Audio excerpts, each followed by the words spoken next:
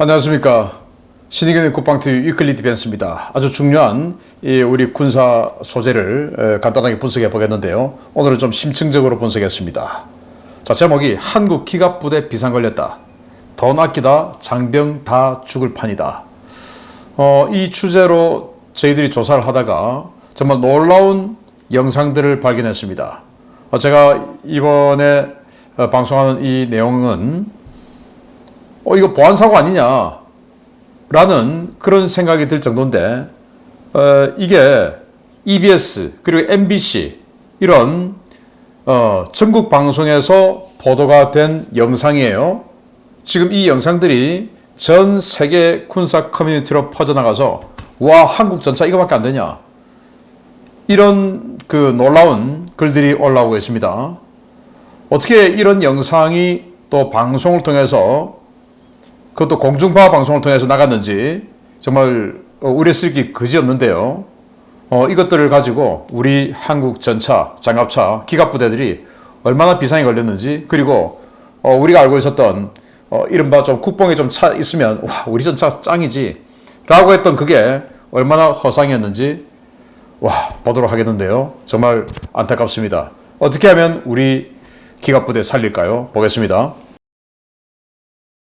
북한이 러시아의 란셋 배회 탄약, 란셋 자폭 드론을 그대로 판박이처럼 모사한 자폭 드론을 공개했죠. 김정은이가 공개를 했습니다. 그리고 이렇게 K2 전차를 모사한 이 타겟을 향해서 공격을 해 들어가는 란셋형의 드론이죠.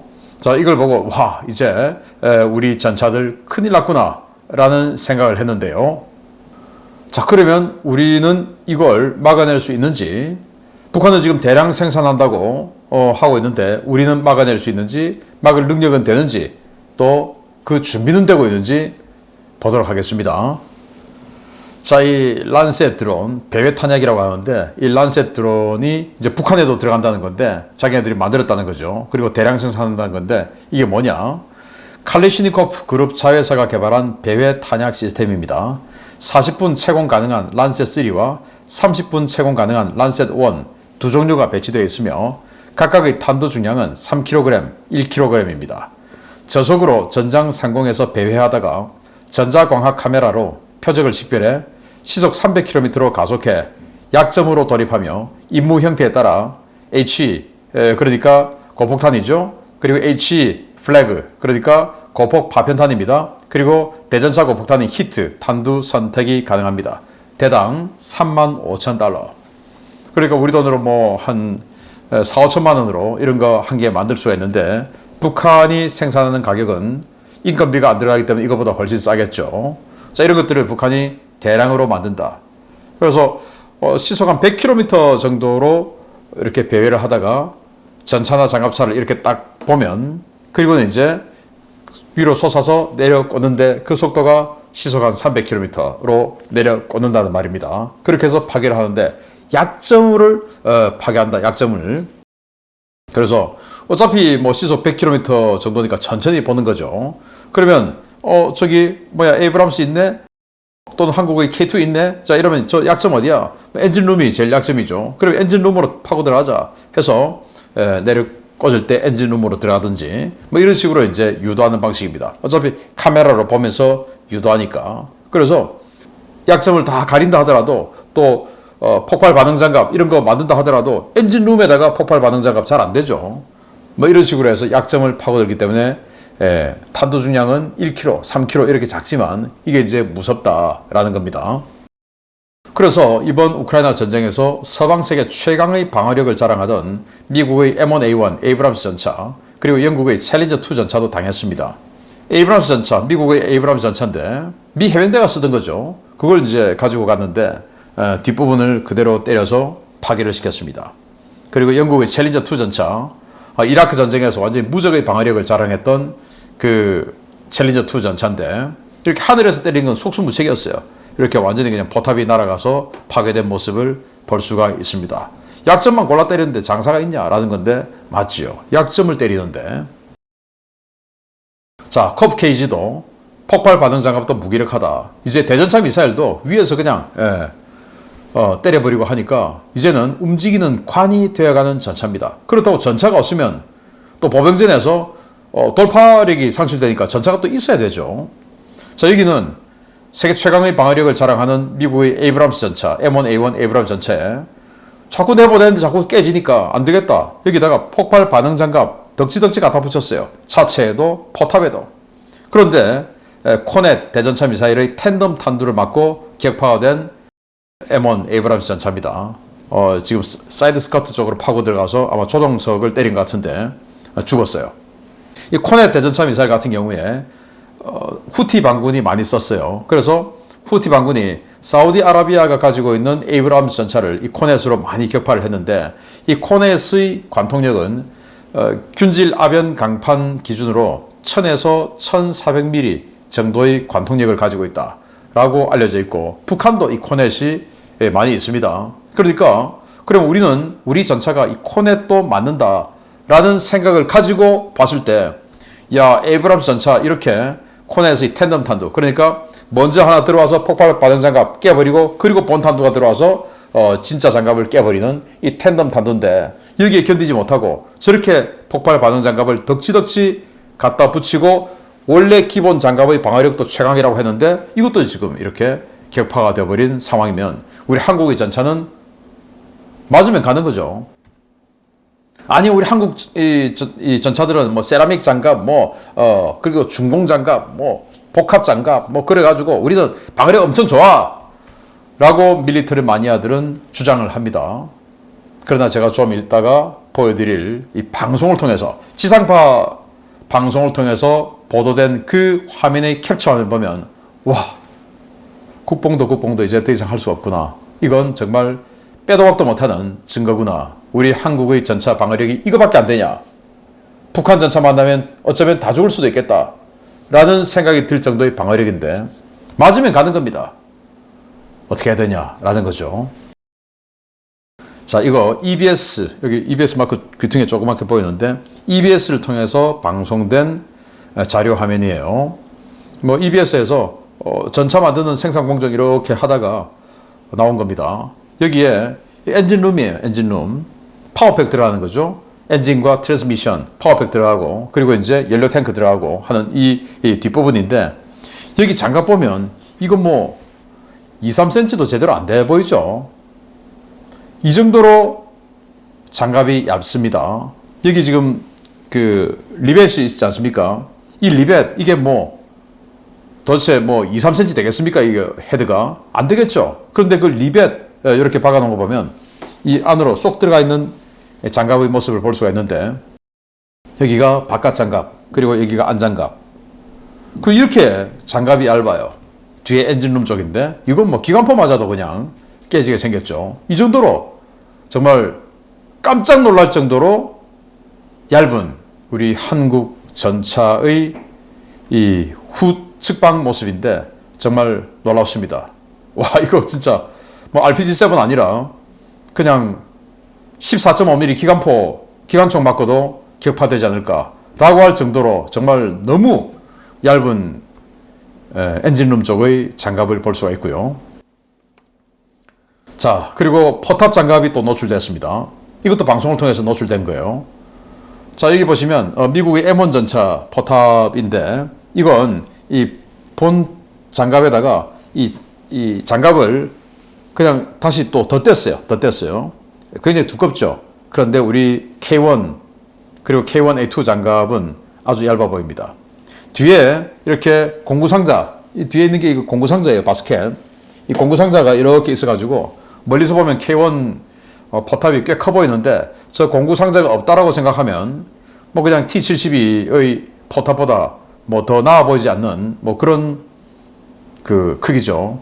저도 실제로 M48 전차 내부에도 타봤고 K1 전차 내부에도 타봤는데 사실 많이 좁습니다. M48 전차가 훨씬 넓어요. 그 정도로 굉장히 좁아요. 이 K1 전차의 내부가. 그래서 포탑도 얇다라는 건데 차체 측면 엄청나게 얇았죠. 포탑 얇았죠. 와, 저는 이거 보고 지금도 좀 가슴이 떨립니다. 또 어떻게 이런 것들이 방송을 통해서 나왔는지 이게 MBC 방송을 통해서 나왔어요. 창원 MBC. 창원에 육군 종합정비창 있죠. 뭐 그거 방송하면서 나온 건데 종합정비창 전투 피해 장비 창정비 훈련이라고 하면서 이 방송이 나온 이 방송을 보면 소련제 구형 철갑탄 가지고 쐈다는 겁니다. 그게 이제 우리 한국의 T-80 전차가 운용하는 망고탄이라고 하는 건데 구형 대전차 철갑탄이죠.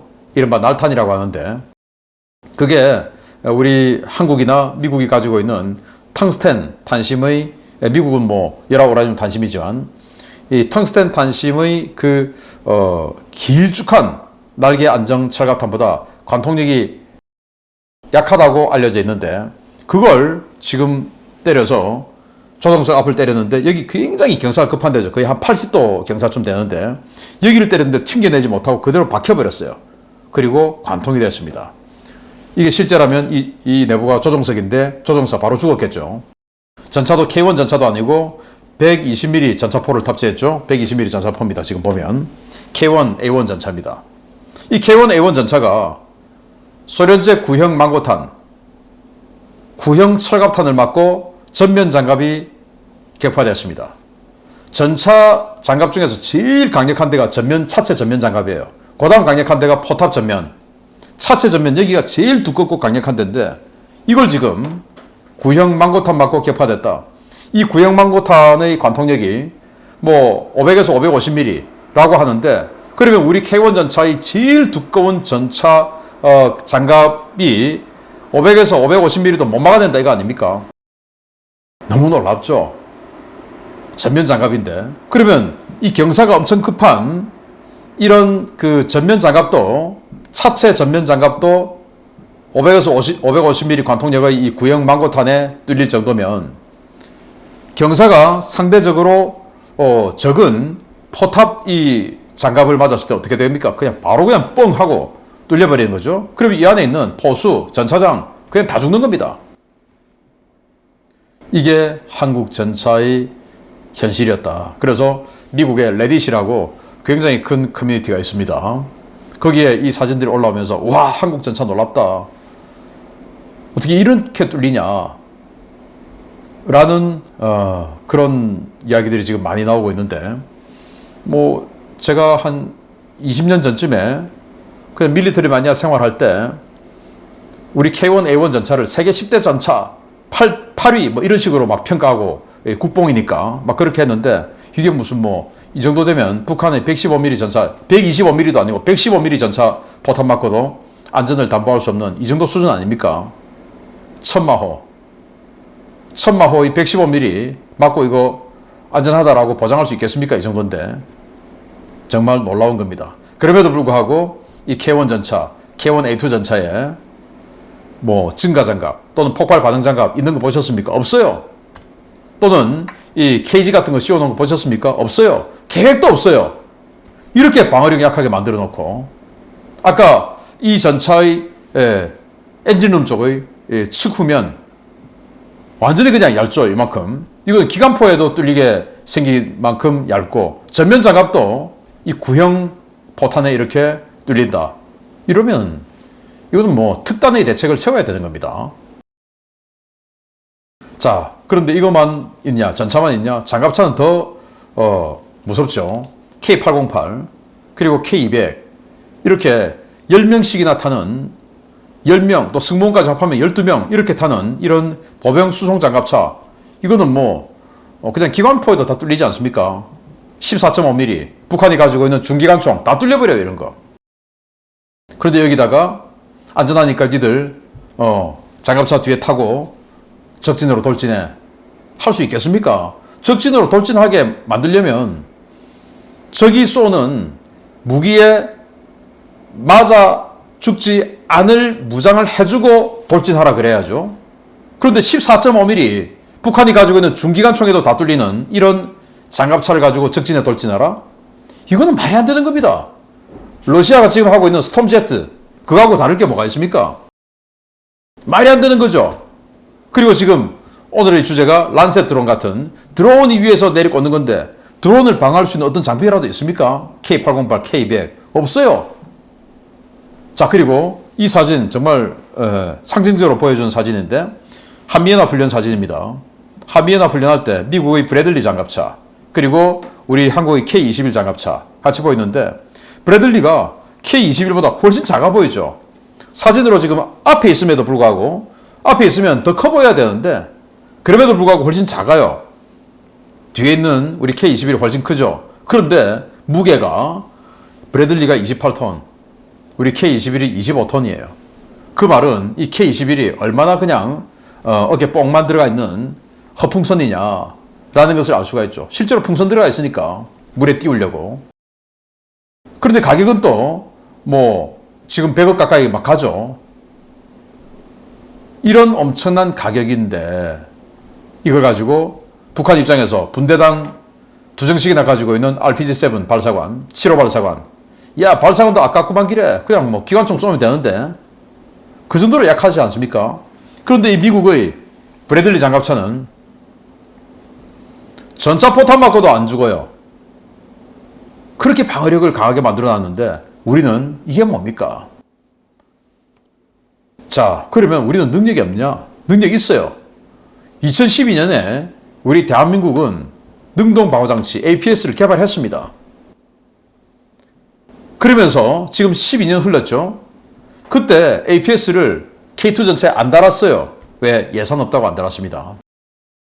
그런데 그때부터라도 정말 개념을 가지고 이거 없으면 안 된다 라고 개념을 가지고 1년에 뭐 1조씩 투자를 했으면 지금 한국에 있는 한국 육군에 있는 모든 전차 장갑차에 전부 다 달았죠. 그런데 돈 없다고 안 달았습니다. 병사 월급을 10만 원 주던 거를 40만 원 주고 40만 원 주던 걸 지금 200만 원을 주는 이 시대에 와서도 안 달았습니다. 자, 병사들에게 묻고 싶어요. 200만 원 받는 게 낫냐? 너가 죽는 게 낫냐? 당연히 200만 원 안 받아도 사는 게 낫죠. 싸워서 이길 수 있고 싸워서 안 죽을 수 있는 무기를 장비해주고 싸우라고 하는 게 진짜 복지지. 돈 많이 주는 거 이게 복지입니까? 아니죠. 그러면 왜 우리 한국군은 이 APS 능동방어장치, 그러니까 적이 대전차 미사일 쏘면 그걸 요격하는 능동방어장치입니다. 이걸 왜 안 했냐? 비싸니까 안 했다. 두 번째는 교리도 없다. 교리. 12년 지났는데 아직도 교리를 안 만들어요. 육군 교육사령부에서. 이스라엘군은 능동방어장치와 함께하는 보전협동 교리가 있어요.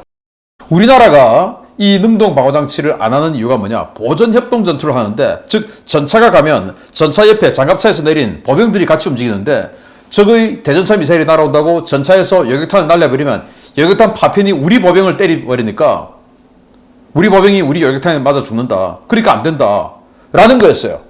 그런데 이스라엘은 어떻게 합니까? 교리를 새로 만든 겁니다. 대전차전, 전차와 보병이 합동전투하는 보전협동전투의 교리를 바꾼 거예요. 어떤 식으로? 이런 식으로 뭐 이격해라, 또는 어떤 식으로 각도로 전진해라, 이런 것들을 새로 만들었죠. 그런데 우리는 아직도 안 만들었습니다. 지금 여객탄 장착해놓으면 보병 옆에 있는 우리 보병이 맞아 죽는 거죠. 왜? 12년 동안 안 했으니까. 이렇게 정말 한심하고 안 시키면 안 하는, 총장이 안 시키면 안 해요.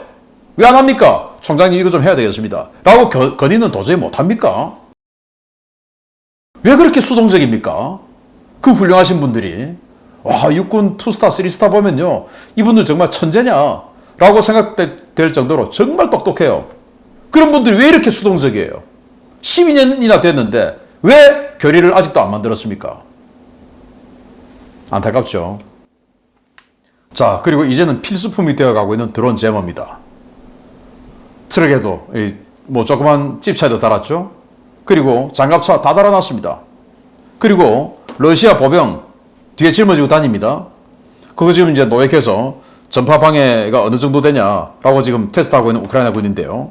보병도 메고 다니고 장갑차도 이렇게 갖다 붙여놓고, 그리고 소형 전술 차량 찝차에도 갖다 붙여놓고 하는 이런 드론 제모. 한국은 지금 생각은 있냐? 예산은 태워놨냐? 중기계획에 들어가 있냐? 정말 안타깝죠. 이게 비싸기는 하냐? 2천에서 5천 달러예요. 2천에서 5천 달러. 2천에서 5천 달러면 위에서 들어오는 이 FPV 드론, 자폭 드론 재밍할 수 있는데 그걸 안 해요. 이것도 소모품도 크게 아니고 그럼에도 불구하고 안 해요. 왜 안 하냐? 생각이 없는 거 아닙니까? 전쟁 안 나니까. 전쟁 안 난다고 확신할 수 있습니까? 확신되면 군대가 왜 있습니까? 1년에 60조씩 국방예산 쓰면서. 그거 우리 그냥 다 나눠주지. 그렇지 않습니까?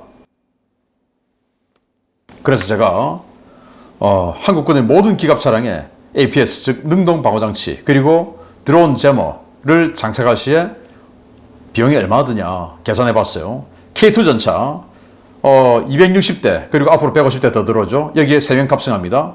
총 탑승원이 1230명 보호해야 되죠. K1 A2 전차 484대 있는데 4명씩 탑니다. 1936명. K1 E1 전차 1027대 있는데 4명씩 타죠. 4108명. K21 장갑차, K200 장갑차, K808 장갑차 등 해서 이 수량 탑승원 다 해봤더니 뭐 이렇게 나오네요. K21 장갑차는 7000명, K200 장갑차는 2400명, K808 7200명 이렇게 많이 탑니다. 그리고 지금 우크라이나 전쟁 보면 자주포 이런 포병도 드론이 공격하죠. K55 1040문 6명이 운영합니다. 6240명. K9 자주포 1200문 이거 5명이 운영합니다. 6000명. 그리고 K151 소형 전술 차량 이 차량화 사단에 들어가죠. 만대 4명씩 탑니다. 4만명. 이 사람들 다 합하면 94,146명. 어마어마하죠. 이 우리 병사들 이 사람들 살려야 되지 않습니까? 또 이 사람들을 살려야 전쟁이 이기지 않습니까? 그런데 이제 포병은 조금 후방이니까 완전히 전방으로 돌진해야 되는 K2 전차부터 각종 전차들 그리고 K21, K200, K808 장갑차들 여기에는 APS 즉 능동방어장치 대전차 미사일을 요격해주는 능동방어장치 장착하고 후방에 있는 포병들 K55, K9 그리고 K151 소형 전투차량 이런 것들은 드론 제머 정도는 장착해줘야 되지 않냐 했을 때 비용이 도대체 얼마냐. 능동방어장치 전체 다 해봤더니 9조 6140억 원 4807대입니다. 그리고 드론 제머 1193억 원 17047대입니다. 다 합하니까 9조 7333억 원. 이걸 94,000명 나눠보니까 장병 1명 생명 살리는데 1억 338만 원. 그리고 장병 생명만 살립니까? 이 엄청난 자산 다 살릴 수 있죠. 그런데 안 합니다. 왜 안 합니까? 의지가 없으니까. 내 생명 아니니까. 계획을 짜는 사람 내 생명 아니니까. 내가 전차 안 타니까. 내가 장갑차 안 타니까. 나는 후방지휘소에서 작전만 짜면 되니까. 그리고 더 후방에서 나는 지시만 하면 되니까. 전쟁이 나도. 완전히 이런 핵 공격에도 안전할 수 있는 벙커에 들어가 지시만 하면 되니까. 이겁니까? 도대체 뭡니까? 이렇게 제가 기회 있을 때마다 안타깝게 부르짖는데도 아직도 안 하는 이유는 뭡니까? 나에게 필요하지 않다 이거 아닙니까? 내 아들은 이제 뭐 군대 전역 다 했고 뭐 이런 겁니까? 그래서 한국이 정말 고작 1인당 1억 원이 없어서 10만 명의 장병과 이 엄청난 기갑 차량을 목숨을 내다 버릴 그럴 나라입니까? 폴란드는요 우리보다 1인당 국민소득이 3분의 2도 안 돼요. 그런데도 불구하고 폴란드에 파는 K2PL 전차 우리가 폴란드에 전차 팔지 않습니까? 그 K2PL 전차는 거기에 능동방어장치 그리고 어디 이렇게 기관총을 밖에 내고 상체를 다 드러내고 다닙니까? 황당한 사진들이죠. 이거 보면 조종수도 고개를 바짝 밖으로 내놓고 전차장 밖으로 내고 이러고 있고 포수 이러고 지금 조준하고 있습니다. 이게 말이 안 되는 겁니까? 다 숨어 있어야지. 기관포는 전부 다 혼자서 차체 내부에서 리모컨으로 작동시켜야지. RCWS. 그런데 폴란드는 그 RCWS 안 나오겠다 이거예요. 나오면 다 죽으니까. 그리고 능동방어장치 다 들어가 있어요. 그런데 왜 우리 K2 전차는 없나 이겁니다. 폴란드는 우리보다 더 못 사는데 하는데 폴란드 장군들은 폴란드 국방장관은 장병들이 그렇게 장병들을 아끼고 우리 국방장관과 우리 장군들은 장병들을 안 아끼는 겁니까? 폴란드 아이들이 우리 아이들보다 많습니까? 적습니까? 우리 아이들은 이제는 두 집 걸로 한 명 있어요. 두 집 걸로 한 명. 그리고 딸까지 포함하면 네 집 걸로 한 명 있는 그런 소중한 아이들인데 왜 안 지키려고 합니까? 장관님, 장군님, 내가 벙커에 있고 내가 지휘소에 있기 때문에 나는 전차 안 타, 나는 장갑차 안 타. 이런 생각은 절대 아니시겠죠? 그게 아니면 예산이 없으니까 어쩔 수 없어. 그러면 예산을 더욱더 높일 수 있도록 투쟁을 해야죠. 자기 목을 걸고 자기 자리를 걸고 투쟁해야죠. 그거 하라고 높은 자리에 올려드린 거 아닙니까? 부디 우리 장병 살릴 수 있는 전차, 장갑차 만들어주기를 바랍니다. 마치겠습니다. 감사합니다.